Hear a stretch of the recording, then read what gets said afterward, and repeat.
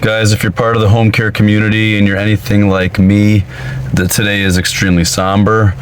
Probably having a hard time concentrating on your work, as am I, as we have in the past day learned some of the details regarding just an absolutely horrific occurrence. I do not need to and will not go into any of the details, as some of the details are still coming out. A home care nurse was visiting her patient and the patient killed her. Police described the scene as one of the worst they've seen in decades. My heart goes out to her family. I believe I can speak for all of us. Our hearts go out to the family of this woman. We want to lift you up in prayer, and we want you to know that we love you. I do not know if this has received national attention yet. If it hasn't yet, I believe it should and will, as I believe there's going to be a lot in the works of how to move forward in the home care industry and sending out our clinicians into a patient's house, ensuring safety, improving on safety conditions. This happened in a town, the next town over from where I live. I have friends who service the very neighborhood that this happened. I believe that every home care clinician watching this has encountered scary situations in a patient's house. Listen, we walk into these patients' houses, meeting them for the very first time.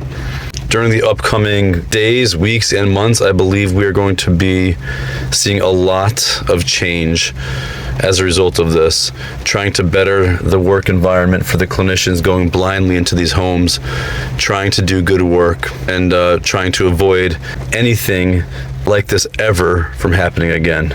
I think we are all in shock. I think we're all grieving and mourning with this family. And I think that we're searching for answers and safety strategies. What would I do in certain situations? I'm just going to draw your attention briefly to a situation I was in where I needed to abruptly leave that apartment, and I had to do it in 10 seconds or less because the situation was escalating quickly and I did not know what was going to happen next.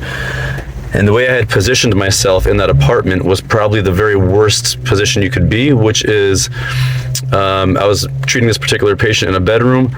I was at the farthest corner from the entrance/exit of that bedroom. So when I had to grab all my stuff and go, I needed to dodge the bed, and I needed to go a pretty decent distance to get to the exit from that bedroom. And where I'm going with that is, whenever in doubt, set up your stuff as close to an entrance/exit as possible. It could be one of those determining situations where it allows you to escape faster.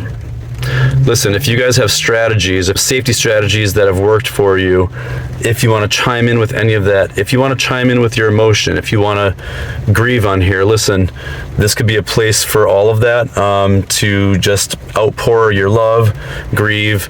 Listen, I'm praying for all of you and myself and any clinician that goes out blindly into patients' houses. Love you guys, and try to keep rolling.